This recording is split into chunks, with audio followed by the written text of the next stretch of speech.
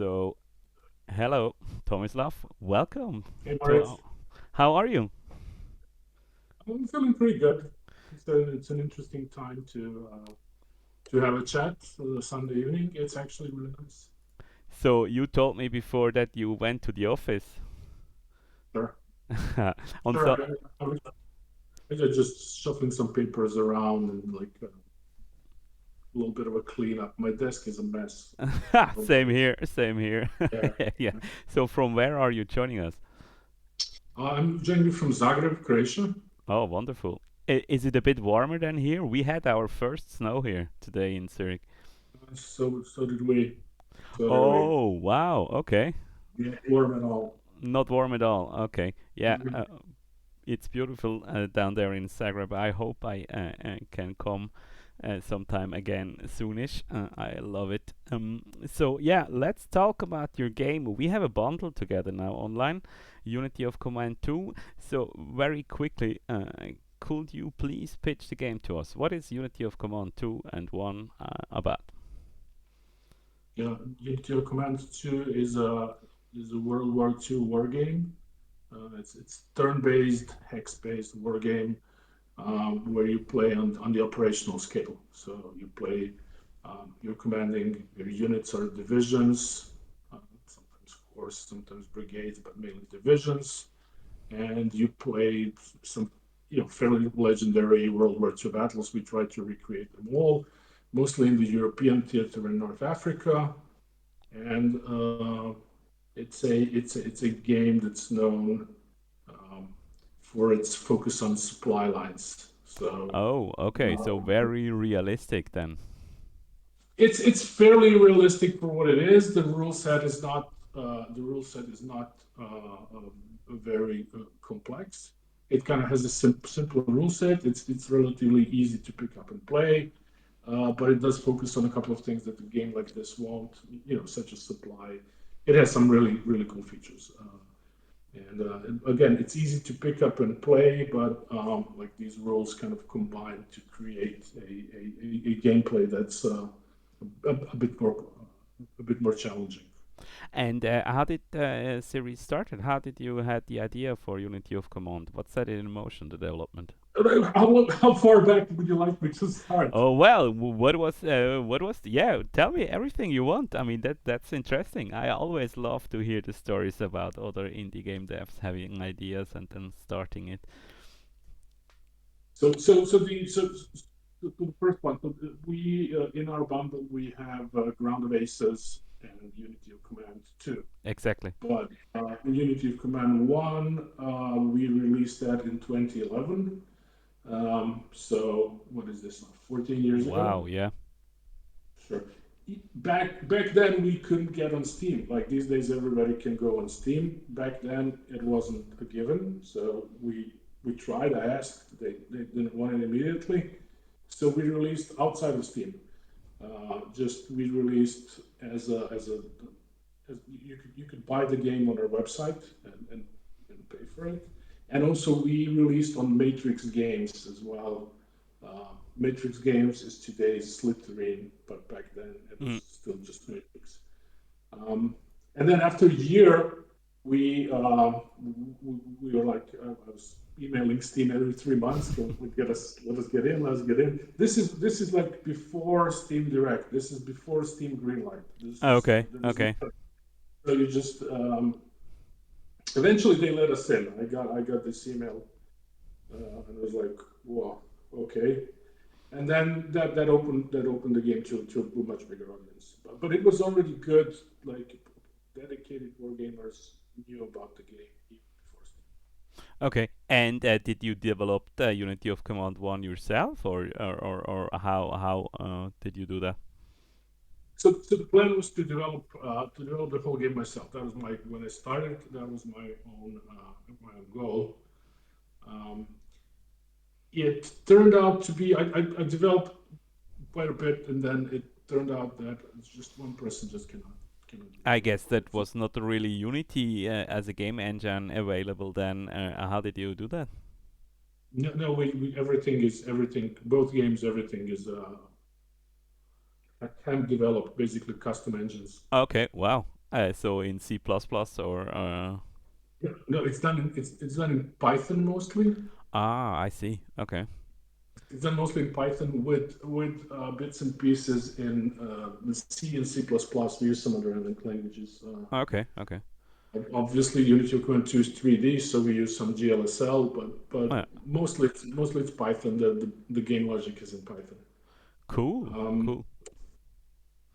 so yeah, that was in 2011. I tried to do the whole game myself, and then when I figured out, it started turning out kind of nice. So I listed three of my friends, basically, one of whom did graphics, one did music and sound, and my friend Ante did AI. So that started the tradition where we had really good AI in the game. Okay. Because we had from the beginning a really talented AI developer, and so that's that. The four of us did the first game in 2011. Didn't think anything much was going to come from that. To just really prepared to move on with my life. But then we got on Steam, and that really opened things up for us because Oh, cool. So other Steam really. that was another time on Steam, I guess. How many games were then on Steam? 5,000, 2,000, or something like that? Well, I was just telling Moritz, we released the game on day one. You know how on Steam there's the Yeah, yeah, big sure. capsule. We stood there for 7 days to make. When I tell this to people, they're like, ah, it's completely impossible today. It's just Yes. completely not doable. It's almost impossible to get there as an indie. Okay, wow. May I ask you what did that mean? How many copies did you sell in this time? I actually don't remember how much we sold at each time, but the game altogether sold more than 250,000, so 250,000 Oh, plus. okay, cool. Wow, congrats. Um, so that first game was really I don't it was really I felt that it was we did the best game that we could, but there were limitations because we it was just a couple of guys doing it in a relatively short Yeah. time. It was the best game that we could do.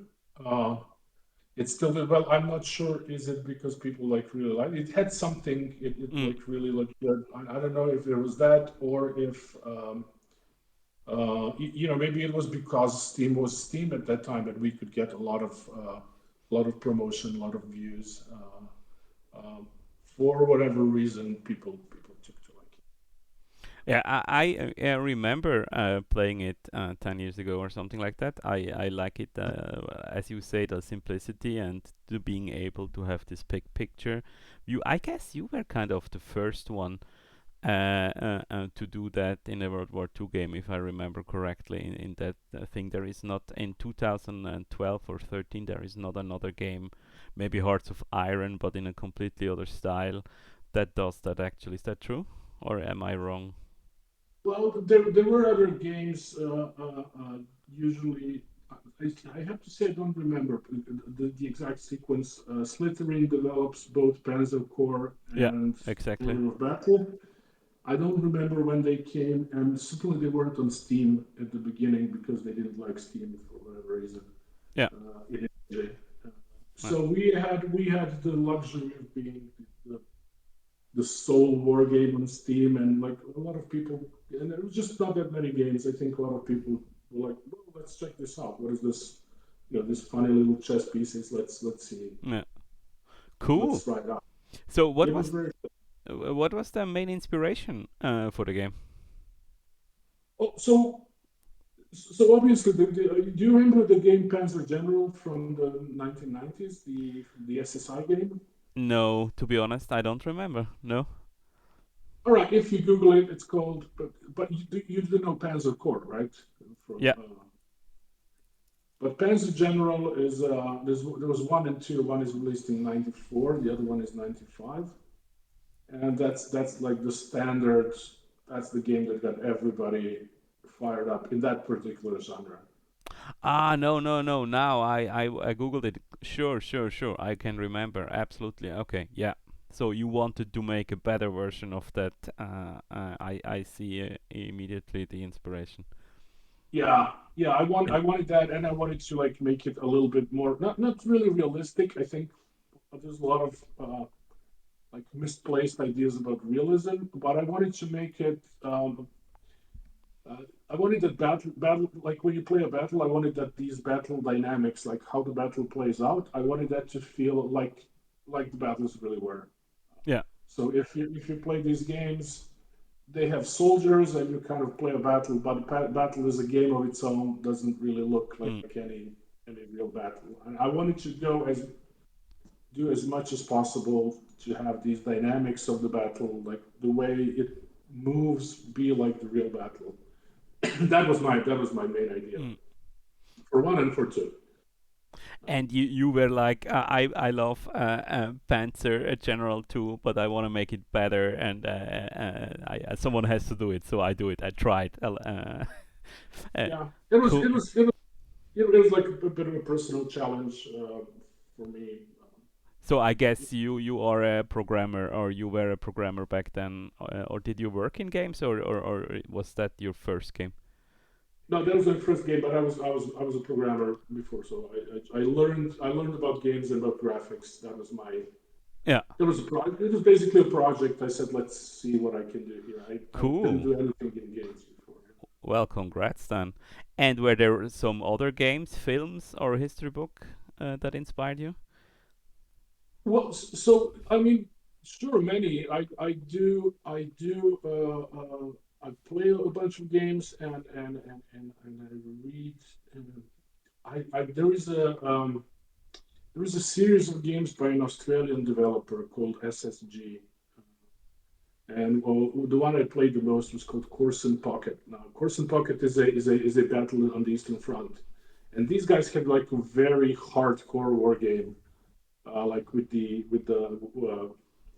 counters, like little, they look like little pieces of paper. There's no graphics. It's very simple. Mm, But I really liked how the battle dynamics work there, and they had mm. some really cool mechanics. And that was like maybe even more so than Panzer General. That particular game was Can you for please me say the name again?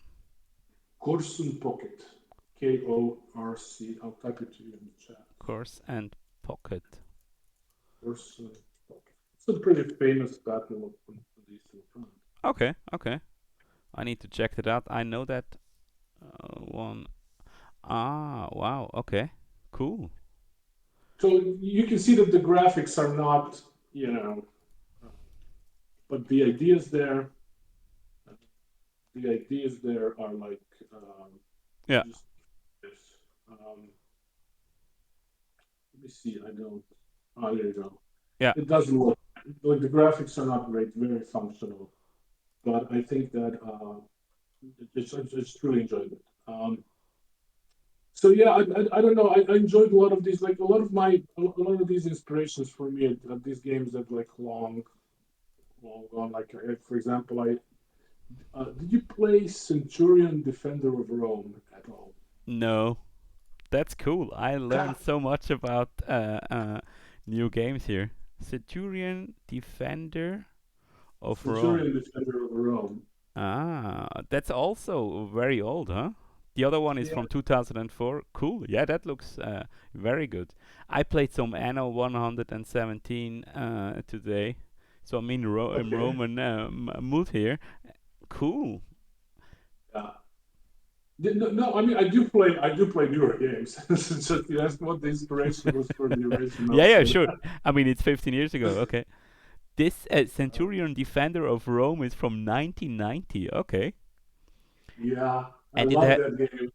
it has some battle mechanics, or what did you took out from that game? No, it's just a general feeling. You go from province to province, and you upgrade your army, and you have these battles that are like they're not even they're like kind of like you create a formation and you just push the soldier forward, and you have just one mechanic who just say, okay, now you have melee, you like go for it, and it's just the music, the mechanics. They do so little in the game, but it's like you could just be there for hours. Yeah. One Oh, caveat. I don't know if this is maybe that was like that.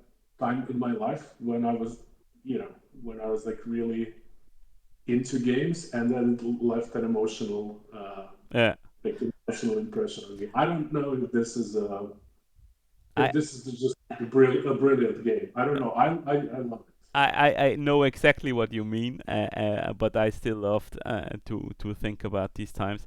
I mean, these games in one way were so much simpler, but they still had kind of the ability to suck you in and let you be in your own world. I love that. I miss that sometimes, by the way, because games get sometimes quite fast, very complicated, and then they also get how do I say tiring in a way. And these games then were just slower, and you had more time. But I feel like, or I remember it as it almost had the same immersion, you know. So I miss, Sure. yeah, I miss a bit the simpler times. And I mean, Okay. Centurion Defender of Rome looks brilliant. Yeah. Yeah, really, really, really cool. Okay, so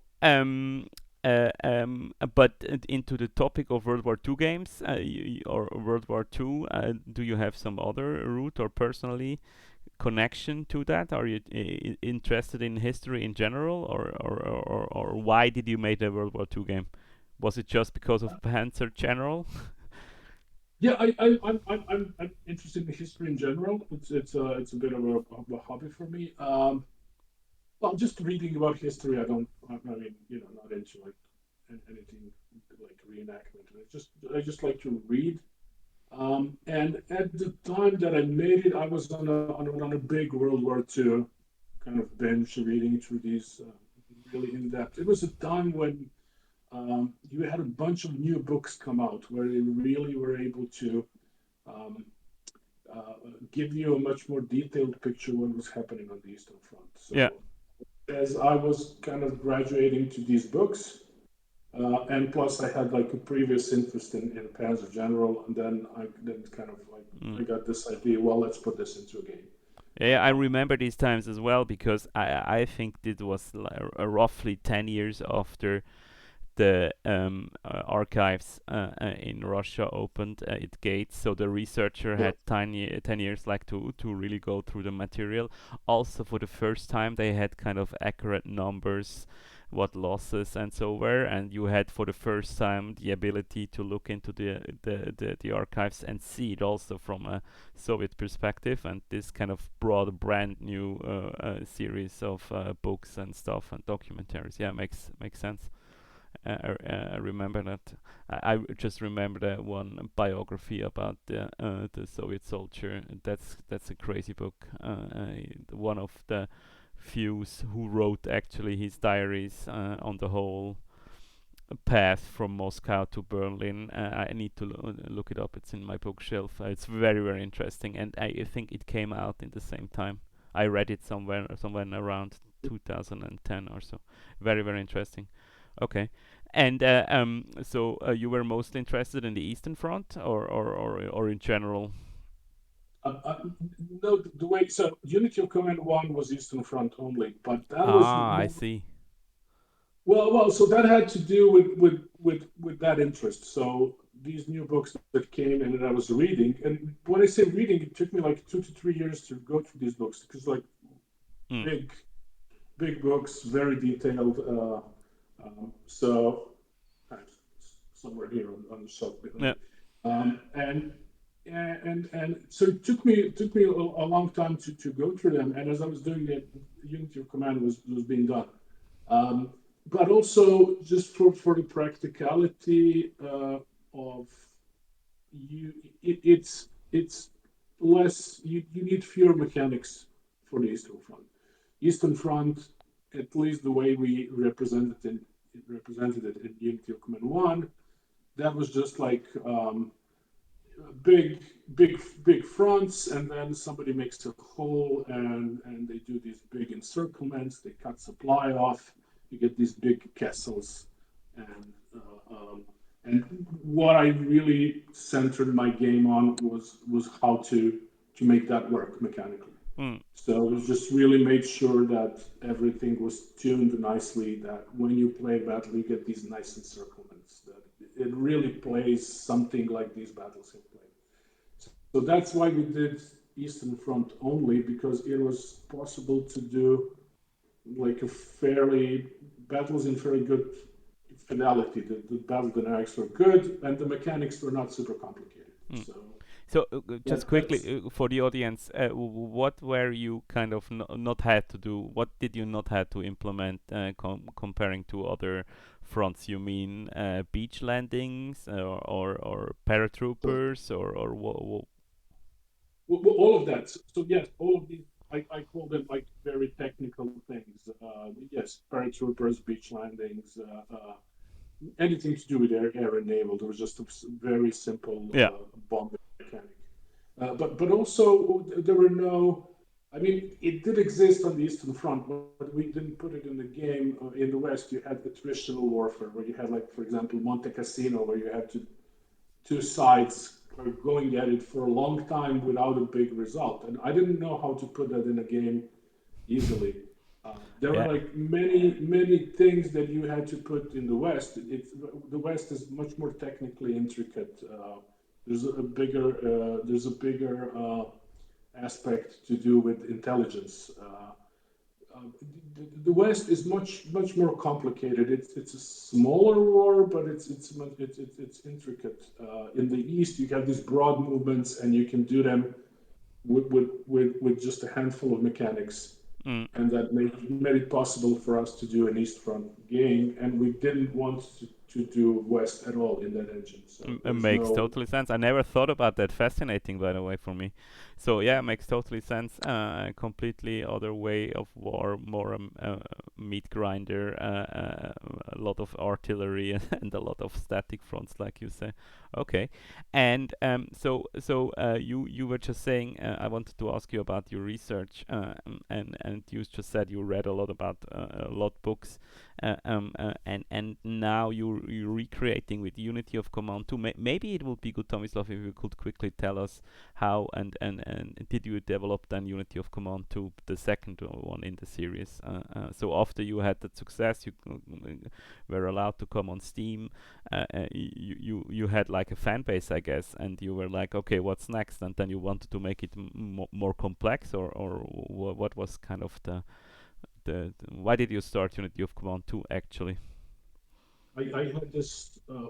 Well, it started in about 2016. We really started working on it. We I wanted to expand it to the West as well, Mm. and then So you knew more complex game mechanics. that really, and I was thinking through this time like what to do, and I came up with these in Unity of Command 2. You have these units which are like your kind of like chess pieces. In Unity of Command 1, they can just attack one another. You can take one division and attack your division, enemy division next to you. And this is more or less all you can do. Now, for the Western Front, we added four, actually maybe five or six, but really four. There are four basic ways in which you attack. So you select your unit. Like normally in this game, you select your unit, you click on your soldier, and then you move your mouse to the enemy soldier, and then you click, and then you attack them. So you go click, boom, click, boom, click. That's it. So here what we did was you select your unit, but then we let you use the mouse wheel, and then you can select about four different ways. You can do a feint. A feint means you're attacking them a little bit, but not with your full strength, just to prepare for another unit attack. Or you can do a artillery, we call suppressive fire. You can just fire guns without fully attacking them. Or you can do set piece attack, which is kind of like storming a fortification. So we added a bunch of these tools that let you um, uh, uh, it allowed us to do battles, for example, like Monte Cassino. So at Monte Cassino, you have a fortified line of Germans, and you're playing the Allies, and you're like, okay, what am I going to do? I have to move my guys in place. I have to do a set piece attack. I have to bombard them. Then they counterattack, move me out of place. Then I have to go in, and so we created a Monte Casino that legitimately plays like that. You have a bunch of turns. You're like, actually, it's very frustrating. It's Yeah, a, but when you told it before, I said, okay, how do you make Monte Casino fun? This it's is not not. fun. Yeah, It's yeah, not. exactly. You know, it's not fun. Yeah, I consider it a great achievement that we've done a Monte Casino that plays credibly. yeah, It's not fun. People are like, okay, because you start the game in Tunisia, you play two scenarios in Tunisia, and then you go to Sicily. You play first of all in Unity of Command 2, you play the Allies. So you start in Tunisia, then you go to Sicily, then the south of Italy. And so by about battle 5 or 6, you're at Monte Cassino, and people will go to Steam and are like, Monte Cassino is not fun at all. so It so wasn't. they write bad reviews. Well, no, yeah, no, sometimes, but they will say it's not fun. Uh, And I was like, it's not supposed to be fun. It's just it wasn't fun for anybody involved. We had a similar thing in the DLC. We have a DLC called Moscow 41, where you're playing the Soviets defending and counterattacking a little bit in the winter of 41, and it's really painful. Like yeah, that's on. Yeah, I can imagine. it's just not fun at all, and people are like, "This is awful," but I mean, it is credible. It's a credible description of how that was. So sometimes you're able to make it a lot of fun. Sometimes it's just a grind. But I'm proud that these battles really do sort of look like the historical battles. Um, I'm proud of it, and I enjoy when I go play it. I enjoy playing Mm. these. Okay, so you added more complex game mechanics for which gave you let's say a bigger canvas to simulate these battles. And what else? 3D graphics, I guess you upgraded. Oh, I love it, by the way, the graphic style. That's a very nicely done thank for you. such a game. I think it has a very good mix of authenticity and its own look.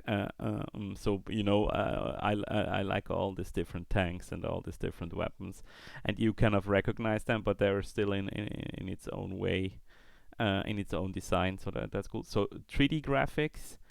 And what else? So you knew from the experience what you need to make more accurate battles. Is that correct from my side, or am I missing something? Well, I thought things that work. I come up with some mechanics, and I feel that um, usually we design a couple more than it's needed. So we designed maybe we designed 10 things, 10 different mechanics. And then when we start playing them, nothing really works on the Yeah. first try. You tweak them, you change. We usually, about half of everything we make, we throw away. Yeah. And do you test it And with the community, or do you just test it in your development team? this is just early on in development. Yeah. The community can't rely on community to do that kind of testing. You have to come with a mostly finished game. The community will test for you, your content, the battles, Yeah. Yeah. but this is like very basic that Mm. we had to do ourselves. Um, so yeah, we made a bunch of these mechanics, and then when we created the battles, they did work. And actually, they took us. So we've done 9 DLCs so far. This has covered the entire World War II in the West, so Yeah. Europe and North Africa. And now there's a 10th DLC coming in December, Mm. which is going to be the Ardennes offensive from the Yeah. German side. For the first time, yeah. Let's talk about that later. Let me ask you. So, you put a lot of energy and a lot of details into designing these scenarios. I really like it. You try to kind of simulate the battles, and you're like in the commander perspective, as you said. And how do you do that? How do you design these scenarios so they feel historically grounded while still giving the players agency and giving or trying to give them fun. Sometimes you say, like you said, Monte Cassino is not fun, but how do you do that? At this point, I don't design the scenarios anymore. The guys currently, most scenarios in UC2 are designed by Daniel Melvin, who has been our go-to scenario designer. The way we work is design the mechanic, and I'll do the mechanics and do the programming, and then Daniel and I, for example, for Unity Command 2, we did the base game campaign. We kind of played through it, and he gave me feedback, and that's how we like had a back and forth. How do they do it? The guys put in a lot of research. Yeah. And we had like 5 different people design scenarios for the game because it's 10 DLCs. It's a lot of Yeah, yeah, it's a that's lot of. yeah, it's a lot of content. But I think that by this time there's a standard. People know what's expected. I mean, if they didn't do it in that way, then the fans would complain. People would be like, "What is this? We are used to one way, one standard of doing it." But we actually recruit from the community. So everybody who's ever done scenarios with us has come to us as a community member. Oh, So cool. it's not people I've hired like I Yeah. didn't like put an ad for Uh, wargame I designers. mean It's all people from the that's community. very good, very good. Okay, and then you have like historical researched lists of units and strengths and what weapons were there, and then you kind of look into your catalog. What do we have? And then, as I understood, they also say, Tomislav, we need a little other mechanic. Can you add something? And then you make first round of design, and then you test it, or how? Yeah, they put usually exactly how it's spent, but they Now I could not hear you. Sorry. can you hear me? It's a bit like the sound is not good. Can you try it again? Can you hear me? Yeah, now it's better. Yep.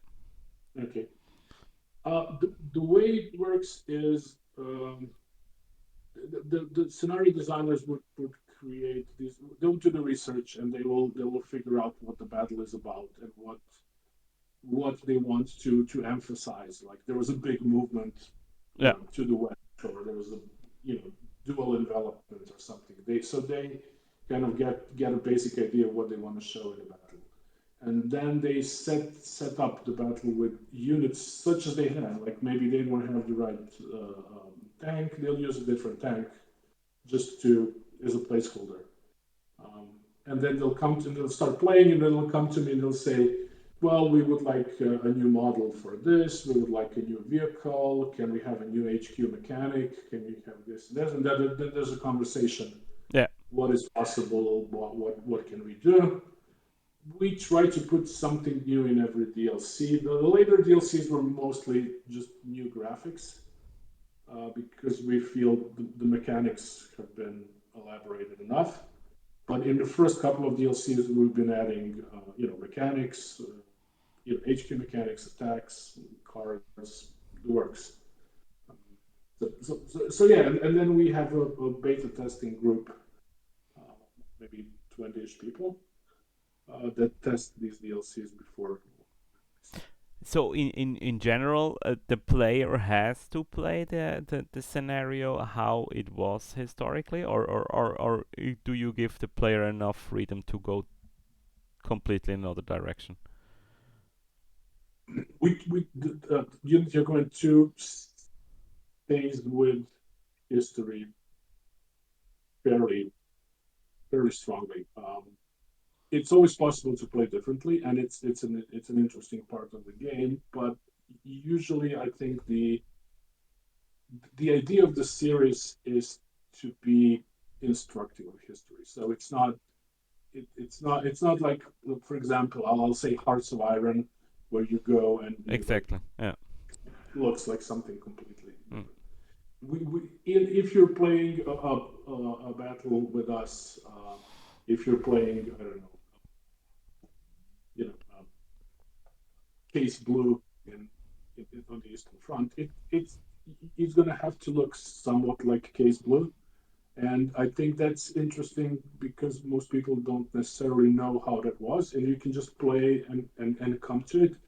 The game will naturally, um, if you play naturally just to win, the historical tactics will work for you. Um, so that's how it works. Where we do have we have like completely separate alt history tracks. So you can go, for example, in our DLC that covers North Africa, we have this is popular alt history where Rommel comes to Egypt and you play those battles, and then we have Rommel kind of going straight through to I don't know where he ends up in Iraq or something. Yeah. And it's nuts. I really like those. They're like because then the scenario designers have a chance to. Normally they're like bound by history. They can't do. Uh, they're not free to do things as they like to. But here they have units, so the player knows what the unit can do. Yeah. They have the geography, which is more or less known, so the battle is interesting immediately, but they can go nuts. So this I really like that scenario, for example, in Iraq, where it's like the map is absolutely huge. You don't have too many units. The allies are all over the place. It's a lot of fun. It's It kind of Desert like it feels Storm 1942 or something like that. yeah. Maybe it's only 1943. I'm not sure. uh, Um, in that timeline, mm. yeah. Um, and so it's a lot of fun. It's kind of like I get like this Indiana Jones feeling. You're like riding there, or you are the Nazis. I don't know, but it's a lot of fun. Mm. So we have those alt tracks, but the historical part is like a fairly it's very historical. So how hard is it to make then these scenarios fun, and how do you deal with this kind of, because I really like it, it makes a lot of sense, but isn't it sometimes hard to make the game attractive enough then, or is it or is your Yes. fan base just kind of expecting to play the real war, and that's part of it, that sometimes, like you say, Monte Cassino is just not fun? But how, and also you personally as the game designer or the CEO, how do you feel about historical accuracy? So I think that it's we cannot once we set up this logic of the series that you play in one way, we can't now on like DLC number 5 say we're Go gonna go play completely, yeah. yeah. So once we have this and I think for the whole series this is that's how it has to be. If we ever did Unity or That's Command why 3, then people love your game. Yeah. yeah. Would we like to do something more revealing? Sure. Sure. But within the Unity of Command series framework, we can't. I don't know. Sometimes people will get angry, like they're like, "Well, why can't I?" They'll say, they'll say things, but they'll be like, "Why can't I do it the other way?" But it's a historical game, Mm, and that's the promise of the game. And for every person that would like to play differently, we can't break the promise to the other players mm. who like so that's why it's going to have to stay historical. But we would like to yeah, it could be fun. Like when I look Hearts of Iron, that's mad. Well, yeah, I don't know. It's not for me, to be honest. I don't like this scenario when they go completely off bananas. But I see that people love it, and yeah, it's totally fair to do it, absolutely. But I like the realistic thing, and also always try to stay in the correct years with the development or the stuff. I mean, I enjoy when I'm much faster in developing new tech, but yeah, for me it has its thrill to be realistic. I like it. I was just wondering how you feel, but you said it. It's much harder to make it fun and make it attractive if you have to stay in a historical setting. And what also strikes me is that you say, yeah, but also we add with every DLC, or we added a lot of new mechanics. This makes also sense, and with your setting you actually can do that because you're not as bound to complex systems, so you can add new stuff. And are there any other battles you want to include, or is this now the Ardennes offensive kind of? Have you checked all your favorite battles you want to include in Unity of Command? There's, there's not that much left. There's not that much left in Europe. I think it looks to me like it's fairly rounded now. We got all the battles we wanted. This DLC, it's going to be the 10th DLC. We're planning to next thing we're doing is going to be like a new game. Yeah, It's going to be yeah, another game. yeah. And we discussed before. I'm not going to give No, that's any good. details. But it's 10 DLCs is enough. It's a lot, and it's kind of getting difficult to support the game with so much content. People will play DLC number one from 2020, and something will work for them, and we're like, I don't even remember The code, where yeah, is this. yeah, yeah. You add a new mechanic that screws up something from before. It's getting really difficult to support. We must be close to 300 scenarios in the official. And I mean, you worked now almost for 10 years on the game as well. I mean, Oh, sure. Next year it's going to be 10. yeah, We so started in May 2016. that's impressive. Must be also at one point, I guess, tiring a bit, and I guess you deserve to do something new. We deserve to have some fun. Yeah, absolutely, absolutely. That's important. And are there any post World War II conflicts you ever thought of adapting your system to, or was it always no? I have built that Unity of Command thing from everything I learned from one, and you said now it evolved a lot over the 10 DLCs. But you ever thought of, okay, why not do a post World War II thing with the same system? So take it out of. You could. It'll be. You could do anything that's. I'd say pre-Vietnam, so things like Korea would Yeah. work. I don't know. You'd have people who've been talking about all sorts of wars. Yeah. And No, we, I thought about Korea actually. I should have asked yeah, directly. There are not we too many games about the Korean War, I guess. I don't know what the audience would be. I suspect Yeah. it could work as a DLC for an existing game. So maybe if we did UOC 3, then that could be a DLC. I don't know if people would be into like a full Korea game. I think it's Honestly, a I don't know. very hard sell. Absolutely, there is not a big audience for Korea games. I Yeah. totally agree. But to have but again, I think we would need a little bit more some more technical expansion of the engine. It's getting really difficult to add No. more things to that engine. So we'll see if and when UOC 3 comes. If there comes times for that, then we'll see. Then we'll see. Maybe Mm. it's not. People have been looked at like they've looked at a bunch of things in that engine. I think starting with Vietnam, it gets that's not for this engine anymore. Mm. Yeah. I don't see. It works best when you have this front. Korea is a good example. You have a big front and you have maneuver. If you don't have maneuver, it's not. It's not.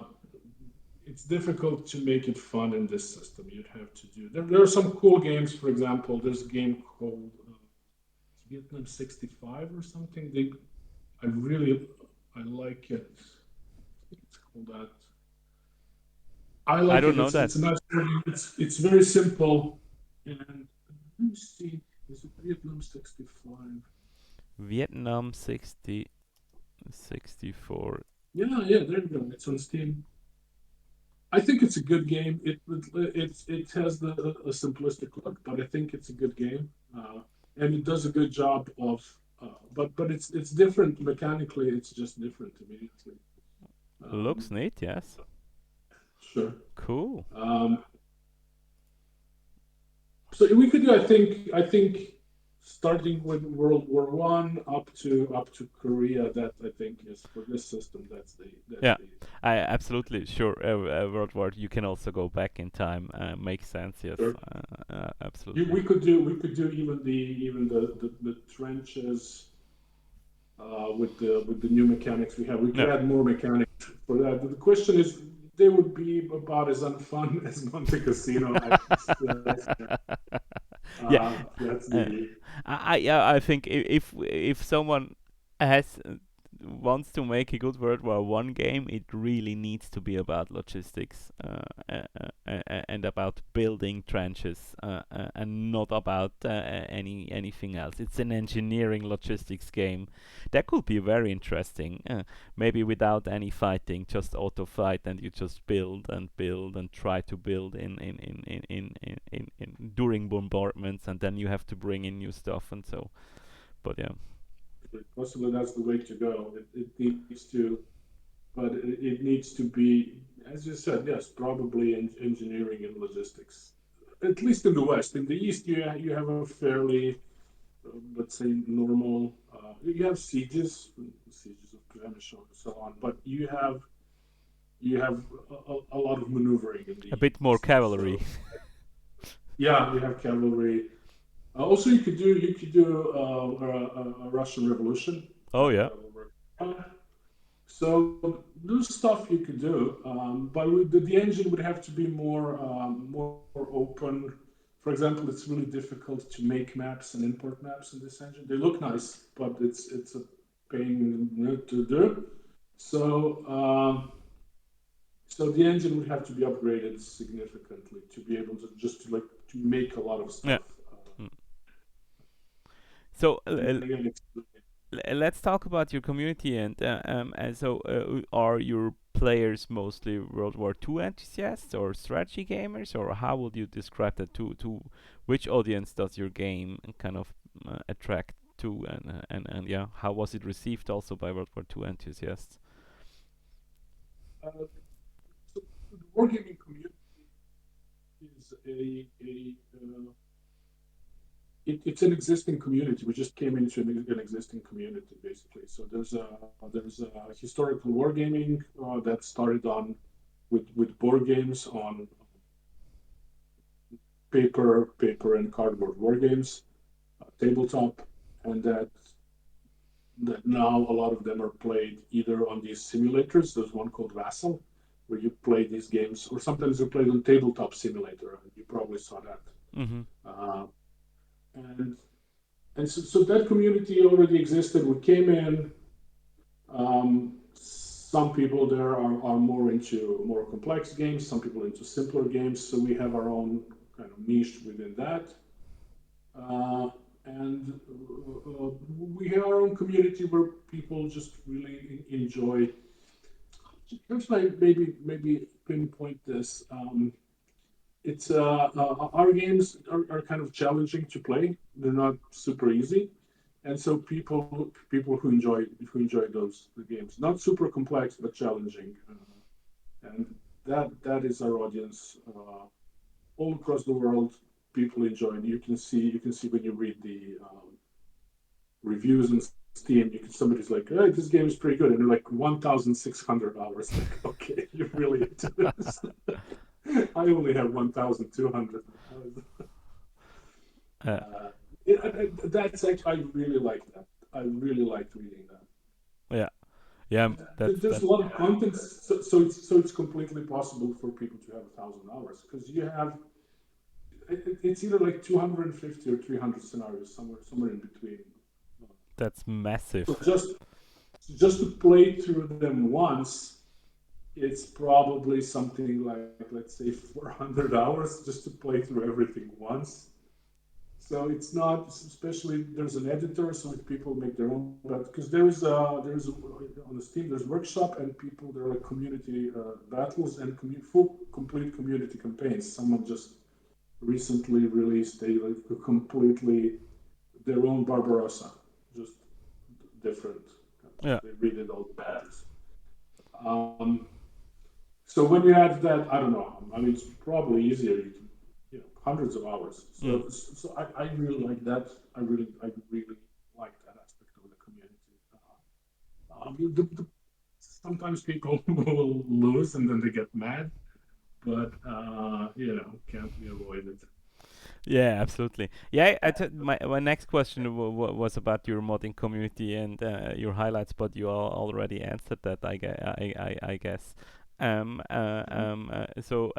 People are contributing a lot of stuff, and it's always interesting to see if are these people contributing because of the game mechanics and the games or the World War II scenario setting. Yeah, so you told us already, so you kind of moved into this existing community and then expanded on it. Makes totally sense. So yeah, let's ask a bit about your studio and your way of developing the game. You said already you're a small team. Your original challenge was to do it yourself. Um, Yeah. I guess you have to deal with limited resources as well. What was the biggest design challenge you faced when you did Unity of Command 2, and how did you overcome it? So I would say for you to command to it's probably so the user interface for these games is really something you can do. It's a 3D world, but you can do a lot of things. You can select. You can then some units can go away. They can reappear. You have all these little selections. A lot of things are going on. Just keeping that coordinated is a big challenge. But I And would it's say the very single nicely done, Tomislav. I love it. I mean, you did a okay, great job on that. But I can imagine that was a lot of work. I guess. yeah, just organizing that, like Yeah. it's really messing with you. People really Um, underestimate how much work and how hard it is to make good UIs for games, and especially for oh strategy games. yeah, I see you have something to say on the on the Well, yeah, topic. yeah, yeah. It's What is really your what is your what is your like what proportion of your time goes into UI? well. Okay, I cannot say, but with design, wow. Okay, that's a hard question. More and more, we are currently working on a map editor, which is a lot of work and a lot of UI, and I would say 20 to 30%. I mean, the UI, the 3D setting and so on is also sucking up a lot of resources, and I mean, programming is also challenging. We have quite deep systems, but yeah, I just feel like to design a UI that someone can use and it's user friendly is just very hard. You tend to fall into a trap where you say, "Ah, that's easy. Everybody will understand it," but then in the end, it's much harder than you think to actually make it so everybody understands it. And I think in your game, it's a simple game in air quotes, but to make a UI that really supports that is hard. Sure. I would say it's more like you said 25, 30. I would say easily 50% of all time goes into Yeah, yeah, UI. And just to make it working, for example, the tooltips when you hover over something and it says, well, this ability does this and this. That's so much work. We have, I think, the Unity of Command 2 has over 1,000 tooltips. And it's just, it's unbelievable. And they have, 1,000 tooltips. Wow. sure, and it's like in every single one, somebody has sat down, looked at it. Okay, where's the player doing at this moment? What's the most important information? How can I give it in the Yeah, yeah. smallest number of words?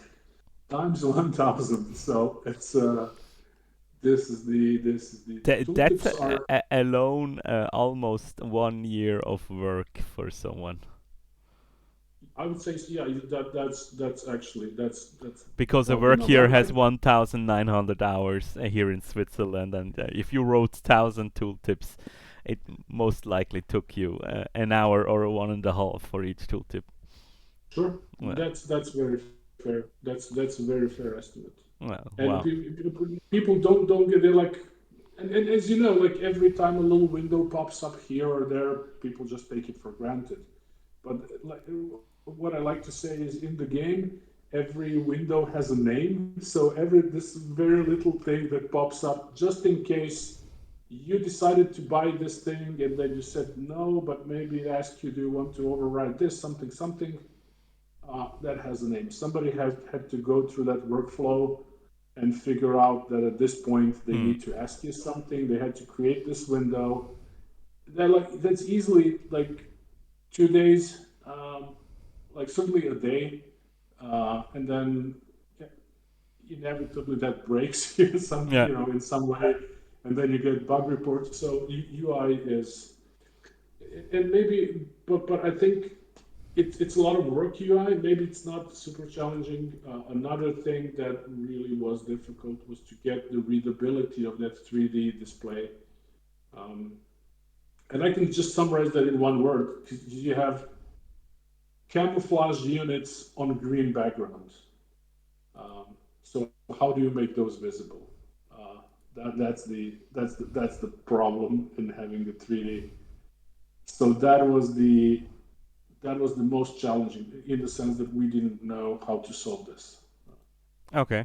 how Uh, to, how to represent them yeah. in a good way.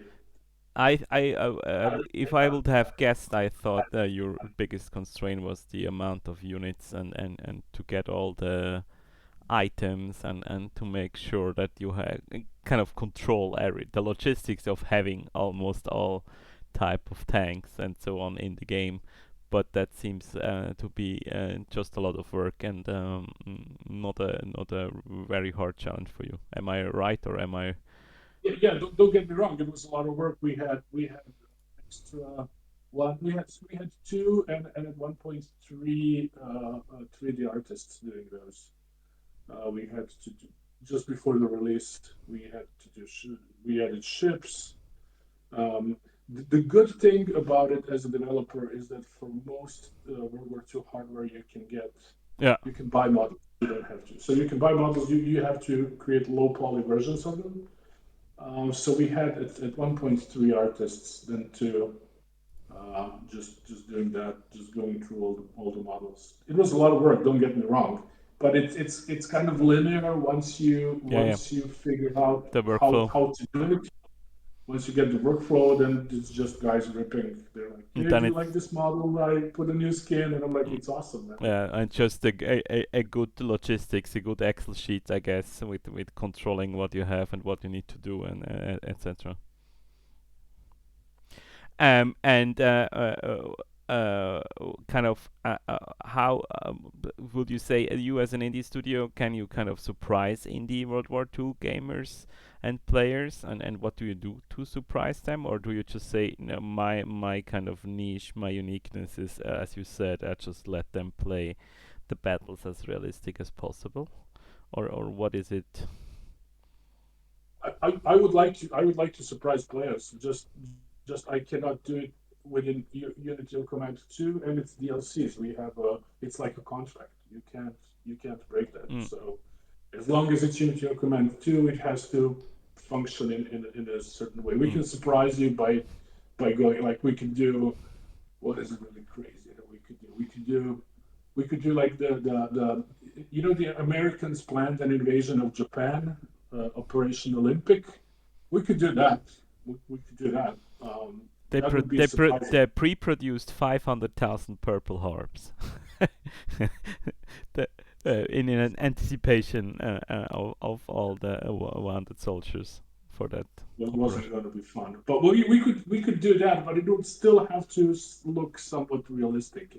Mm. We even if that is kind of a counterfactual, but we but we would like to do, but it would have to be a different game. Yeah, Mm, like within this game, there are we set the rules for ourselves. That's it. mm.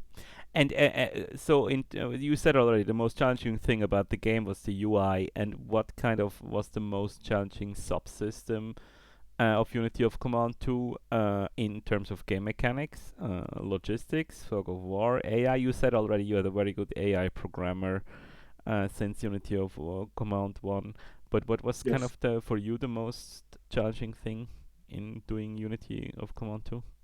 Not UI. Mechanically on the game Yeah. mechanics? Fog of War is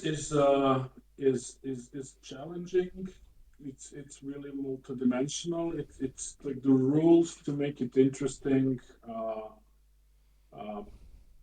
like you, it's really multidimensional. Like you can go into Fog of War, and then you can run into an enemy unit, and that will lock you into their zone of control.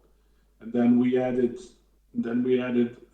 like a reconnaissance specialist, so you can attach a small reconnaissance unit. That means that when you meet an enemy unit, it stops just for short of locking you. So it enables you to go freely into fog of war. Uh, and then there's like air reconnaissance. There is a mechanic to do reconnaissance in force.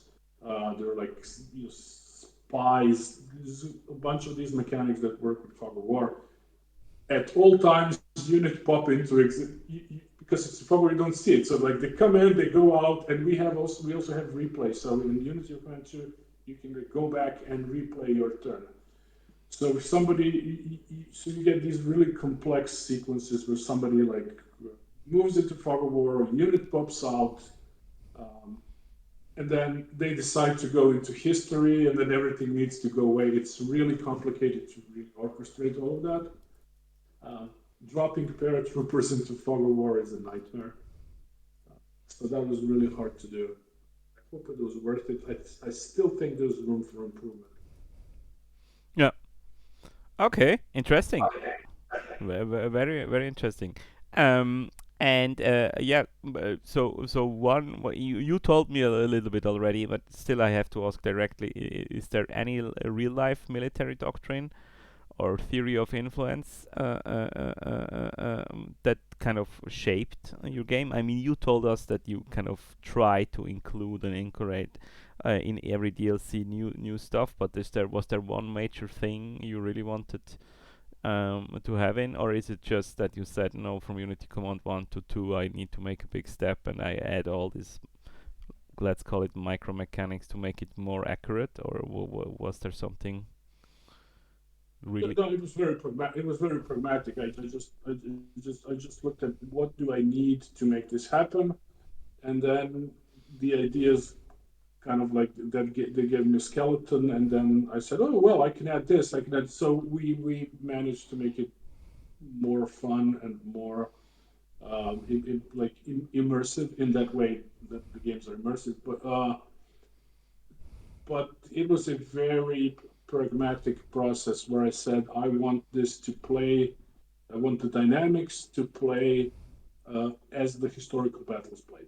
I want when you look at the replay of your game, just be like, okay, I went here and I went here, and then I circled them there, and this is how I won. And that has to look somewhat like the historical battle.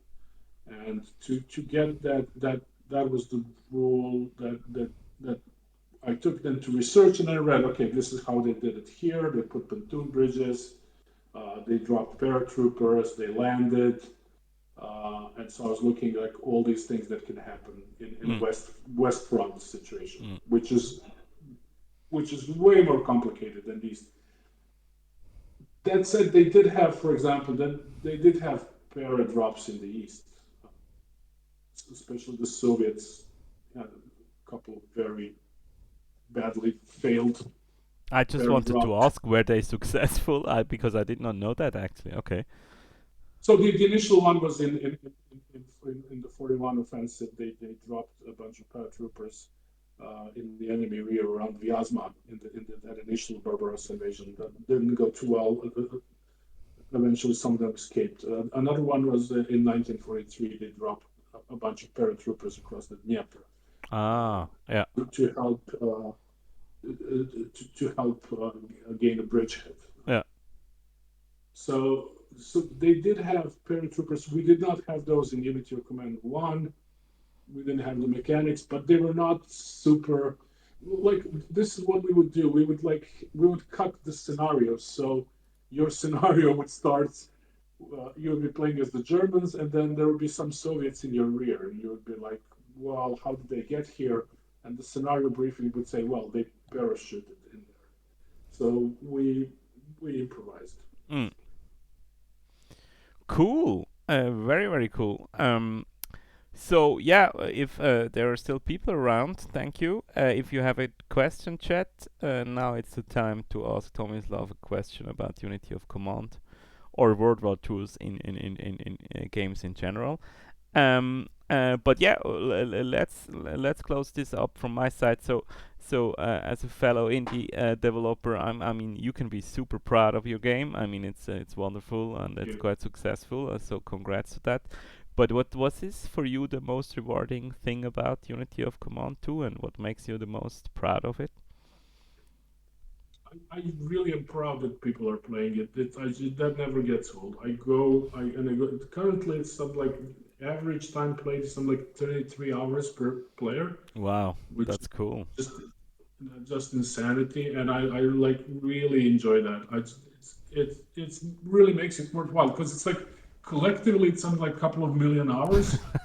And I sometimes I Wow. say to the guys, we really struck we really struck like against a big strike against productivity globally. Yes, absolutely. That's perfect. Really enjoy that. Yeah, Yeah, and after such a long time, I mean, people play and play and play and play. I guess in your just case, adds up. yeah, yeah, But that's don't you get did you get enjoyment from that? oh, absolutely, I love it. No, the most rewarding for me is exactly what you say. Seeing people having fun, seeing the cumulative amounts of hours. Yeah, I mean, celebrating the first guy who played 1,000 hours of Ground of Aces. Absolutely, no, no, sure. Sure. It's the most rewarding thing. And for me, it's also a little bit like you. I wanted to make that game because I missed that game. So to be honest, I just really enjoy playing still after like more than 1,000 hours playing every major version, every and to see from where we came and yeah, that this is really, really, really also really cool.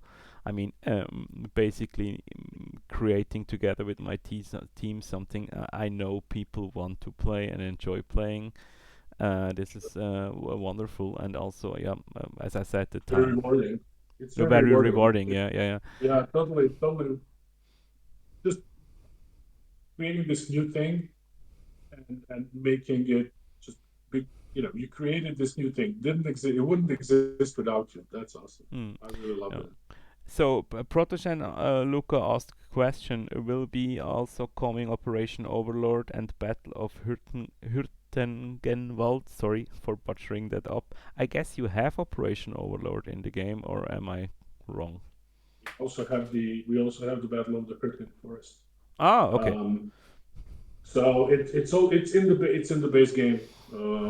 You're playing as the Allies. Operation Overlord is three scenarios. So you play three battles, three or four.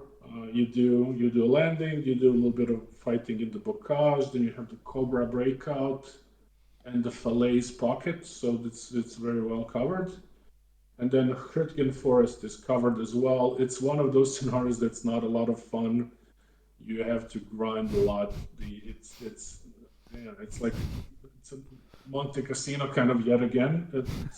So it's actually probably worse. But with Just no monastery to bombard. yeah, yeah. You don't have the nice scenery. Mm. It's probably just as bad. I don't know. You'd have to look it up. Which one is has more casualties? They're both pretty bad. Mm. But it's in there. Yeah. So Cool. Thank you very, very much. That was very interesting. I learned a lot again about grand strategy games and game design and how you were influenced and how you designed. So thank you very much, Tomislav. Do you have anything left? Something you want to discuss, or something you want to ask me, or? I just like to thank you for this chat. I enjoyed you. I enjoyed having it. And congrats on your game. And I think Thank you. you're doing a great job with the community. And I told you in the pre-chat, it's a great thing to for people who are interested in your game to be able to follow these streams. And I wish that you can keep it up. And again, thanks for having us. And yeah, we have a good bundle. So Yeah, cool. Yeah, let's promote that a little bit. Thank you very much for taking the time on this Sunday evening. I hope you don't have to stay too much longer in the office. I'm gonna split. I'm done. Okay, cool. And I hope you don't get too much snow now in Zagreb. I don't know how it is here. No, it stopped snowing, so I don't hope. I looked at the weather report. I don't hope. I don't. I hope it don't get too much snow this night. But yeah, it would be. Yeah. Well, we'll survive. Yeah, yeah, sure. So thank you very much, Tomislav. I think that's it, and Uh, I hope you see you another time. yeah, you too, Moritz. Thanks a bunch, and Thank you. cheers. Bye bye. Bye.